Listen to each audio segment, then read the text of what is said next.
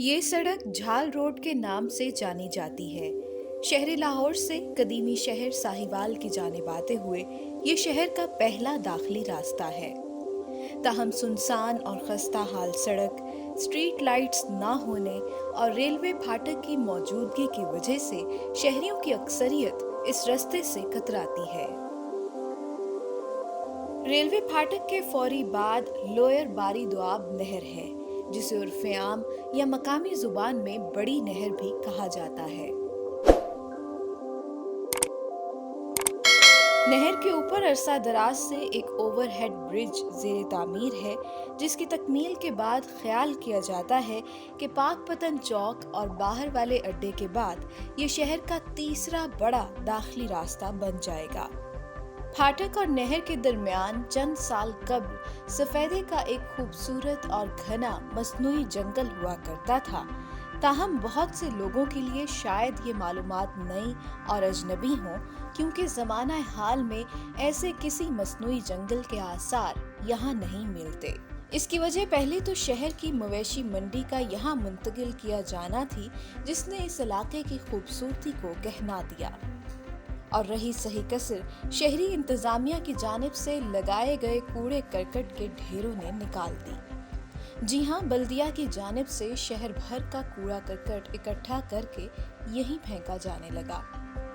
एक और मुजरिमाना गफलत जो इंतजामिया की जानिब से हुई वो ये थी कि कूड़ा करकट को मुनासिब तरीके से ठिकाने लगाने की बजाय इन ढेरों में आग लगाई जाने लगी। मवेशी मंडी, कूड़े करकट के ढेर और इन ढेरों से उठते आग और धुएं ने सफेदे का हरा भरा जंगल निगल लिया। अब यहाँ सब्जे की बजाय महज धुआं ही उठता दिखाई देता है, और वल्लाह आलम कि ये सिलसिला कब तक जारी रहने वाला है। अब आलम यह है कि इस वक्त नहर पर कायम पुल से पहले और बाद में शुमाली किनारे के साथ साथ शहर भर का कूड़ा करकट फेंका जा रहा है। यहाँ हजारों टन कूड़ा जमा है, जिसमें रोज बरोज इजाफा हो रहा है। अलावा अज़ीं इसकी एक बड़ी मिकदार तसलसल के साथ पानी में शामिल होकर नहर के पानी को भी आलूदा कर रही है। ये एक तरह से गुंजान आबाद शहर का इब्तदाई हिस्सा है। इसके बाद इस नहर को रेलवे स्टेशन, केनान पार्क और जिना लाइब्रेरी के सामने से गुजरना होता है, जहाँ पर नहर के इतराफ को खूबसूरत दिखाने के लिए हुकूमत की जानिब से एक खतीर रकम खर्च की जा रही है। ताहम नहर में बहता कचरे से आलूदा पानी इन मनाजिर की खूबसूरती को भी मांद कर रहा है। मुस्तकबिल में जब नहर का पुल मुकम्मल होगा और इस रास्ते से बड़ी तादाद में शहरियों की आमदोरफ्त का सिलसिला शुरू होगा, तो कूड़े के ये ढेर शहर में दाखिल होने वालों का इस्तकबाल करते नजर आएंगे। फाटक के साथ ही royal palm garden housing society है, जिसके मकीन इस जहरीले धुएं और बदबू से बराह रास्त मुतासिर हो रहे हैं। मकामी रिहायशी मोहम्मद अकबर से इस बारे बात हुई तो उनका कहना था कि इधर साथ ही हमारा लायर पाम में ना रैश है।